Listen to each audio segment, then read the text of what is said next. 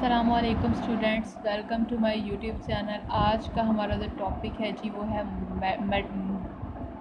Matrix multiplication के। हमारे पास दो मैट्रिक्स को कैसे मल्टीप्लाई किया जा सकता है जी। ये क्लास 9th का मैथमेटिक्स का टॉपिक है। तो हम देखते हैं जी स्टूडेंट्स, अगर एक मैट्रिक्स ए है और एक मैट्रिक्स बी है, ए का अगर ऑर्डर जो है वो m क्रॉस n है और बी का ऑर्डर जो है वो n क्रॉस p है, यानी कि ए और बी मैट्रिसेस कब मल्टीप्लाई हो सकते हैं कि अगर मैट्रिक्स ए की जो कॉलम्स की तादाद है, यानी नंबर ऑफ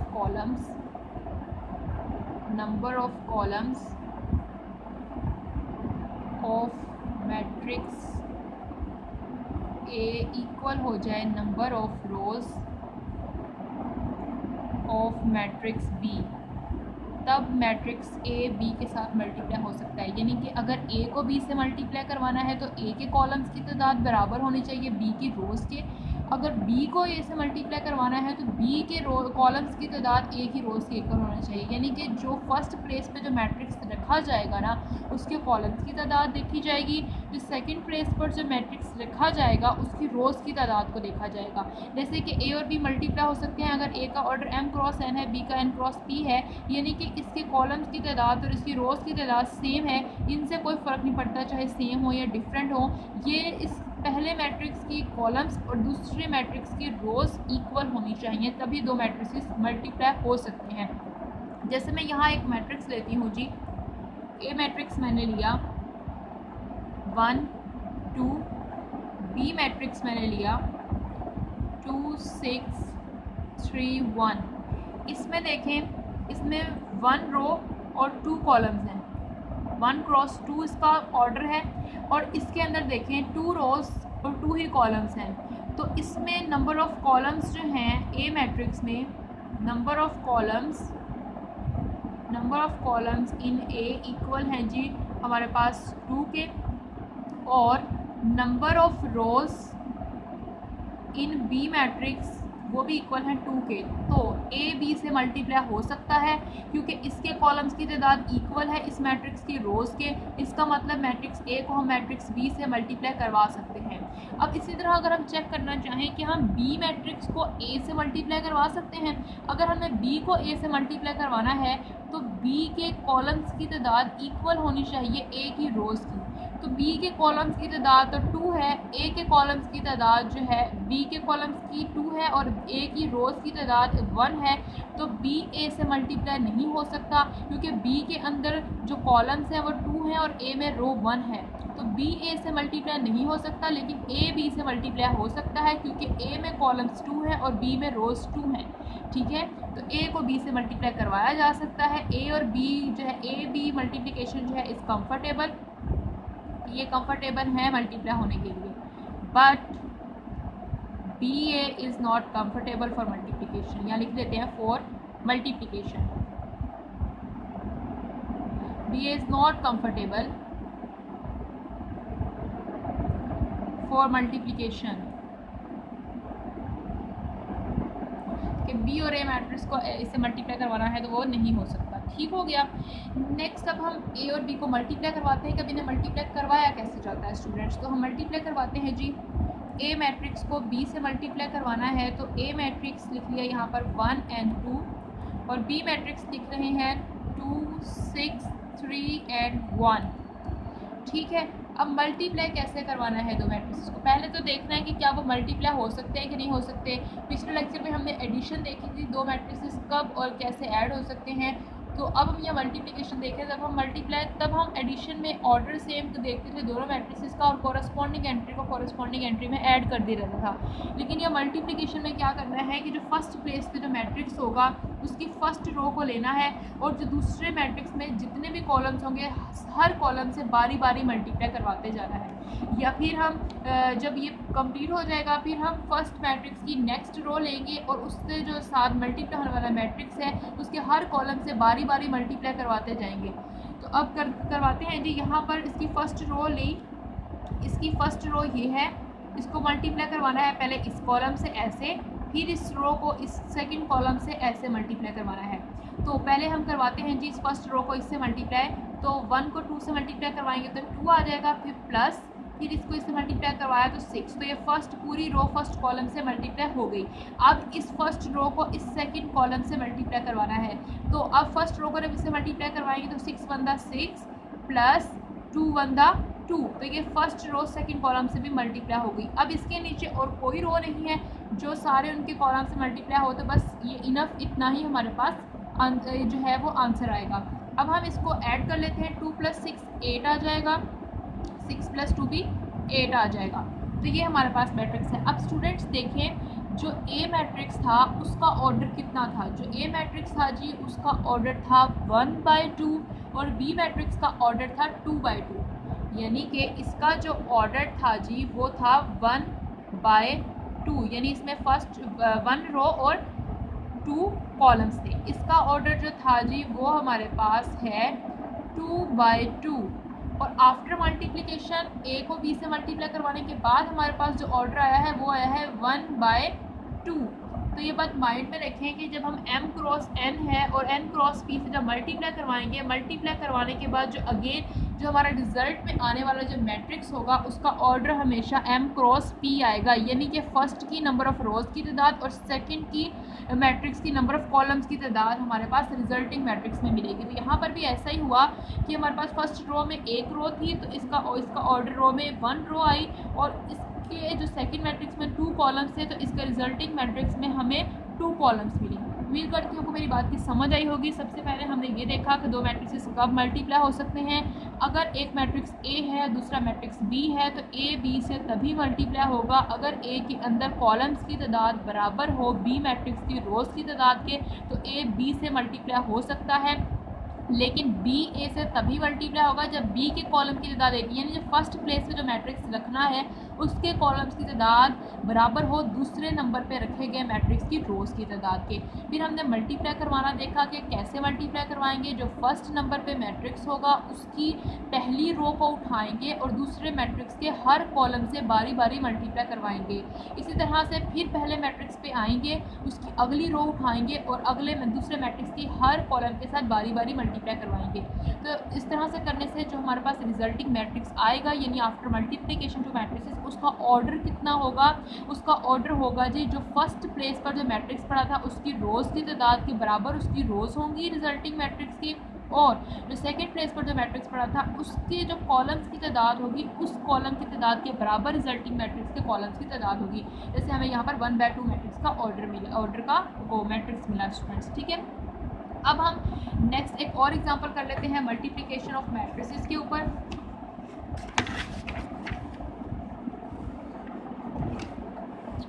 देखते हैं, एक एग्जांपल लिखती हूँ। जब यहाँ पर ए मैट्रिक्स ले लिया 1 2 3 -3, बी मैट्रिक्स ले लिया है जी -1 0 3 एंड 2। ए बी से मल्टीप्लाई हो सकता है क्योंकि ए के अंदर हमारे पास जो कॉलम्स जो रोज़ हैं कॉलम्स हैं इसके अंदर 2 हैं और इसके अंदर रोज़ भी 2 हैं, तो इसके कॉलम्स की तादाद बराबर है इसकी रोज़ की, तो ए बी से मल्टीप्लाई हो सकता है। तो ए को जब बी से मल्टीप्लाई करवाएंगे तो इसकी पहली रो उठाएंगे और इसके पहले कॉलम से फिर दूसरे कॉलम से मल्टीप्लाई करवाएंगे। तो इसकी पहली रो है जी 1 को मल्टीप्लाई करवाया -1 से, फिर +3 को मल्टीप्लाई करवाया 3 से, ठीक है। फिर इस फर्स्ट रो को इस सेकंड कॉलम से हमने करवाया तो 1 को मल्टीप्लाई करवाया 0 से, +3 को मल्टीप्लाई करवाया 2 से। इसी तरह से अब अगली रो को उठाएंगे और हर कॉलम से बारी बारी मल्टीप्लाई करेंगे। 2 को मल्टीप्लाई करवाया जी -1 से, प्लस ये -3 को मल्टीप्लाई करवाया 3 से, ठीक हो गया। फिर इस सेकंड रो को उठाया, इस कॉलम से मल्टीप्लाई करवाया, 2 को मल्टीप्लाई करवाया 0 से, प्लस -3 को मल्टीप्लाई करवाया 2 से। तो ये क्या आ जाएगा 1 - 1 द -1 प्लस 3 × 3 आ जाएगा 9, यह आ जाएगा 0 + 6, यह आ जाएगा जी -2 -9, यह आ जाएगा 0 -6, ठीक हो गया। तो ये आ जाएगा जी 8 -11 6 एंड -6, ये हमारा रिजल्टिंग मैट्रिक्स आया।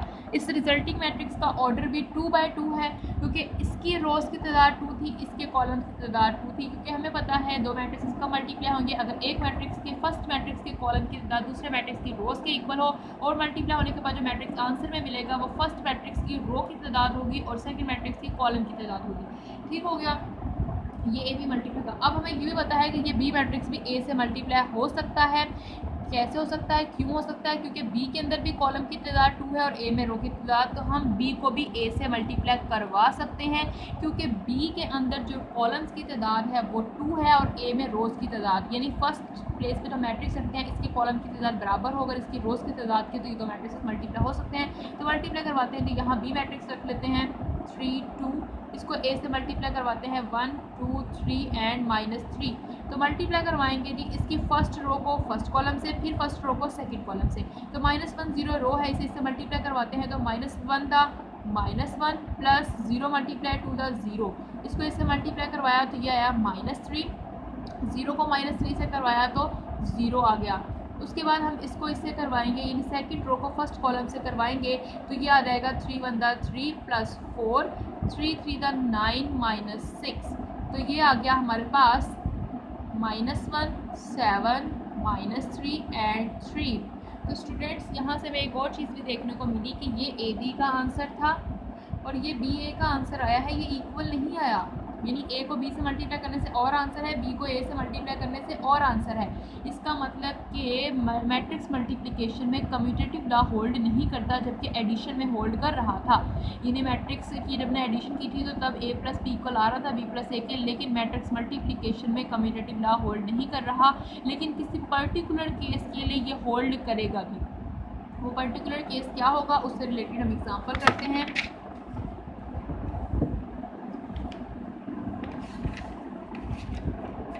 तो यहाँ पर एग्जांपल लिखते हैं, ए मैट्रिक्स लिख लेते हैं जी 0 1 2 3, बी मैट्रिक्स लिख लिया है जी 1 0 0 2। ठीक हो गया, यहाँ है जी -2, ए को बी से मल्टीप्लाई करवाते हैं तो ये आ जाएगा जी 0 प्लस 0, ये इससे मल्टीप्लाई होगा तो आ जाएगा 0 एंड -2। तो उसके बाद हमारे पास ये इससे मल्टीप्लाई होगा तो 2 प्लस 0, ये इससे मल्टीप्लाई होगा तो 0 -6 which is equals to 0 2 -2 and -6 which is equals to A B. अब बी ए से भी मल्टीप्लाई हो सकता है क्योंकि बी के कॉलम की तादाद ए की रो के बराबर है, तो 1 0 0 -2 एंड ए मैट्रिक्स 0 1 2 एंड 3, तो ये इक्वल आ जाएगा। इसे इससे मल्टीप्लाई करवाएंगे तो ये रहेगा 0, इसे इससे करवाएंगे तो 1, इसको इससे करवाएंगे तो -4, इसको इससे करवाएंगे तो आ जाएगा -6। तो हमारे पास यहाँ पर आंसर आया, हमने इससे मल्टीप्लाई करवाया बी मैट्रिक्स को ए से, तो ये देखें जब हमने बी मैट्रिक्स रखा 1 0 0 -2 0 1 2 3, तो इसको जब हमने इससे मल्टीप्लाई करवाया तो 0 आया, ये 1 आया, इसे इससे मल्टीप्लाई करवाया तो -4 आया और -2 को करवाया तो ये आया -6। ठीक है स्टूडेंट्स, तो यहाँ पर देखें ए बी का और बी ए का आंसर हमारे पास क्या आ रहा है, ये इक्वल हमारे पास नहीं आया। ठीक है, अब हमने कुछ ऐसा स्पेशल केस करना है जब हमारे पास ये इक्वल आ जाए, तो स्पेशल केस क्या है वो देखते हैं। तो यहाँ हमें देखने के लिए मिला कि ए बी जो है वो बी ए के बराबर नहीं है। एक और एग्जांपल भी हम ऐसे कर चुके हैं जिसमें ए बी ए के बराबर नहीं है। अब एक स्पेशल केस देखते हैं जिसके केस में ए बी ए के बराबर आ जाएगा। तो एग्जांपल लिखते हैं स्टूडेंट्स, तो एग्जांपल है जी वो 2 मैट्रिक्स ए जो मैं ले रही हूँ 0 2 0 0 1 और बी मैट्रिक्स ले रही हूँ -3 0 एंड 0 4। ठीक है, ये मैंने ए मैट्रिक्स लिया, ये मैंने बी मैट्रिक्स लिया। तो ए मैट्रिक्स को जब मैं बी से मल्टीप्लाई करवाऊंगी तो इसका आंसर आ जाएगा जी -6, इसका आ जाएगा जी 0, इससे मल्टीप्लाई करवाएंगे 0, ये आ जाएगा 4। अब बी को जब ए से मल्टीप्लाई करवाया तो ये आ गया -3 0 0 4 एंड ये आ गया 2 0 0 1। जब इसे मल्टीप्लाई करवाएंगे तो -6 आ जाएगा, यहाँ पर 0 0 और जब इसको इससे मल्टीप्लाई करवाएंगे तो क्या आ जाएगा 4। तो देखें अब ए बी मैट्रिक्स इक्वल आ गया है बी ए के, यानी वो स्पेशल केस कौन सा है कि अगर दोनों मैट्रिसेस में डायगोनल एंट्रीज जो है वो 0 हो तब हमारे पास ए बी के बराबर हो सकता है। इन स्क्वायर मैट्रिसेस हैं दोनों और दोनों की डायगोनल एंट्रीज 0 है तो तब वो हमारे पास ए बी के बराबर हो सकता है, यानी कम्यूटेटिव लॉ होल्ड कर सकता है। लेकिन फॉर ऑल केसेस के लिए हमारे पास होल्ड नहीं करता कम्यूटेटिव लॉ। अब स्टूडेंट्स हम इसकी एक्सरसाइज पे चलते हैं, एक्सरसाइज नंबर 1.4 और उससे रिलेटेड क्वेश्चंस करते हैं। चलिए स्टार्ट करते हैं जी। एक्सरसाइज नंबर हम लोग 1.4 क्वेश्चन नंबर 1 देखते हैं जी। क्वेश्चन नंबर 1 क्या है? क्वेश्चन नंबर 1 है which of the following product of matrices is comfortable for multiplication. तो ये स्टूडेंट हम बुक से ही देख लेते हैं, बुक है आप लोगों के पास भी। एक्सरसाइज नंबर 1.4 है which of the following product of matrices is comfortable for multiplication के इनमें से कौन से मैट्रिसेस कंफर्टेबल हैं मल्टीप्लिकेशन के लिए। तो पूछते हैं ये तो मैट्रिसेस मल्टीप्लिकेशन के लिए कंफर्टेबल है या नहीं। तो हमें पता है फर्स्ट नंबर पे जो मैट्रिक्स हो उसके कॉलम की तादाद बराबर होनी चाहिए सेकंड नंबर पे जो मैट्रिक्स हो उसकी रोज़ की तादाद के। तो इसके कॉलम्स हैं जी 2 और इसकी रोज़ भी 2 हैं, तो ये कंफर्टेबल है मल्टीप्लिकेशन के लिए। इनमें देखें तो इसके अंदर हमारे पास 2 कॉलम्स हैं और इसमें 2 रोज़ हैं, इसके कॉलम बराबर हैं इसकी रोज़ के, तो ये कंफर्टेबल है मल्टीप्लिकेशन के लिए। इसमें एक कॉलम है, इसमें 2 रोज़ हैं, इसके कॉलम बराबर नहीं है इसकी रोज़ के, तो ये कंफर्टेबल नहीं है मल्टीप्लिकेशन के लिए। इसमें हमारे पास 2 कॉलम्स हैं, इसमें हमारे पास 2 ही रोज़ है, इसके कॉलम बराबर हैं इसकी रोज़ के, तो ये कंफर्टेबल है मल्टीप्लिकेशन के लिए। इसमें हमारे पास 3 कॉलम्स हैं और इसमें 3 ही रोज़ हैं, तो ये भी आपस में कंफर्टेबल है मल्टीप्लिकेशन के लिए। ठीक होगा स्टूडेंट्स। नेक्स्ट क्वेश्चन है अगर ए मैट्रिक्स ये है बी ये है तो फाइंड करें ए बी और बी ए भी फाइंड करें इफ़ पॉसिबल। तो स्टूडेंट्स मैं यहाँ पर आपको करवाती हूँ जी B A find, A B आप लोग खुद करोगे, ठीक है। बी ए मैं करवाती हूँ, कैसे करेंगे तो हम यहाँ मैट्रिक्स लिख लेते हैं जी। ए मैट्रिक्स है हमारे पास, ये मैट्रिक्स है 3 0 -1 एंड 2। उसके बाद बी मैट्रिक्स लिख लेते हैं, बी मैट्रिक्स है जी 6 एंड 5। ठीक है, इसे हम मल्टीप्लाई करवाते हैं, बी ए फाइंड करते हैं। चलें ए बी भी मैं ही करवा देती हूँ, यहाँ पर दरमियान में लाइन लगा कर दोनों जल्दी जल्दी से सॉल्व हो जाएंगे। ए बी यहाँ पर फाइंड करते हैं और यहाँ पर बी ए, उसने कहा बी ए तब फाइंड करें अगर पॉसिबल हो तो ए बी फाइंड करना है। तो यहाँ पर ये बी मैट्रिक्स आ गया जी, ये ए मैट्रिक्स आ गया। इसे मल्टीप्लाई करवाएं अगर तो क्या ये कंफर्टेबल है मल्टीप्लिकेशन के लिए। इसके अंदर 2 कॉलम 2 रोज़, ठीक है कंफर्टेबल है। इसको इससे मल्टीप्लाई करवाया तो ये 6 3 18 आ जाएगा। इसको आगे और तो कोई कॉलम है नहीं, तो अब सेकंड रो को फर्स्ट कॉलम से करवाएंगे तो -6 + 10 आ जाएगा which is equals to 18 and 4। अब बी ए को मल्टीप्लाई करवाते हैं, बी है जी 6 5 और ए है हमारे पास 3 0 -1 2। इसमें एक कॉलम है, इसमें 2 रोज़ हैं, तो हमारे पास मैट्रिक्स मल्टीप्लिकेशन पॉसिबल नहीं है। B A is not comfortable for multiplication, is not comfortable for multiplication, यानी ये पॉसिबल नहीं है बी ए। ये भी लिख सकते हैं कि B A is not possible. ठीक हो गया जी, ये क्वेश्चन हो गया। नेक्स्ट एक्सरसाइज का क्वेश्चन है, इसमें प्रोडक्ट्स फाइंड आउट करने हैं। फाइंड द फॉलोइंग प्रोडक्ट्स, यानी हमें मल्टीप्लाई करना है क्वेश्चन नंबर 3 में। इस मैट्रिक्स को इससे मल्टीप्लाई करना है, इसको इससे करना है। इसमें से ये 5th वाला पार्ट मैं करवाती हूँ, बाकी स्टूडेंट्स आप लोग खुद करेंगे। आई होप सो कि आपको अब तक समझ आ गई होगी। तो इसका 5th पार्ट मैं करवाती हूँ यहीं पे सॉल्व। तो यहीं पे सॉल्व कर लेते हैं, छोटा सा तो है। तो ये है जी 1 2 जी 1 2 -3 0 6 एंड -1 4 5 0 एंड -4। ठीक हो गया। तो इसको सॉल्व करते हैं। इसको इससे मल्टीप्लाई करवाया तो 4 आ गया, इसको इससे मल्टीप्लाई करवाया तो 5 -8 आ जाएगा। इसको इससे मल्टीप्लाई करवाएंगे तो -12 आ जाएगा। इसको इससे करवाएंगे तो -15। इसको इससे करवाएंगे तो 6 4 24 एंड इसको इससे करवाएंगे तो 6 5 30 + 4। ठीक हो गया। ये आ जाएगा जी 4 -3 -12 -15 24 एंड 34। तो ये इसका प्रोडक्ट आपका बस मल्टीप्लाई करना है और कुछ भी नहीं करना है।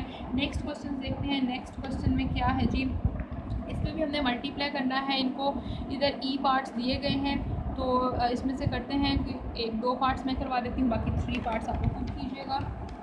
तो करते हैं स्टूडेंट्स नेक्स्ट इसके पार्ट्स। क्वेश्चन लिखती हूँ जी मैं यहाँ पे। मैट्रिक्स है 2 3 1 1 0 एंड -2। ये क्वेश्चन नंबर 4 का ए पार्ट है।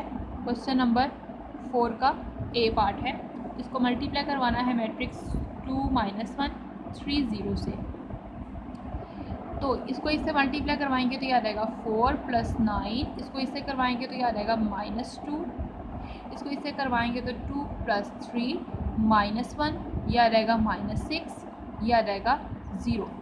तो इसका आंसर आ जाएगा 13 -2 5 -1 -6 एंड 0। ठीक है स्टूडेंट्स, इसका बी पार्ट है जी। बी पार्ट है इसका 1 2 3 4 5 6 एंड मल्टीप्लाई करवाना है 1 2 3 4 एंड -1 एंड 1।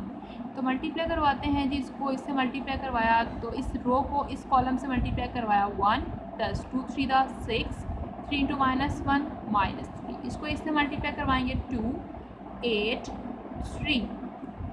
इस रो को इस कॉलम से मल्टीप्लाई करवाएंगे 4 1 दा 4 5 3 दा 15 -6 एंड 4 2 दा 8 5 4 दा 20 6 1 दा 6। तो इसका आंसर क्या आ जाएगा 6 + 1 7 7 में से 3 को माइनस किया तो 4 8 + 2 10 10 + 3 13 15 + 4 19 19 - 6 किया तो हमारे पास 13 20 + 8 आ जाएगा जी 28 एंड 34।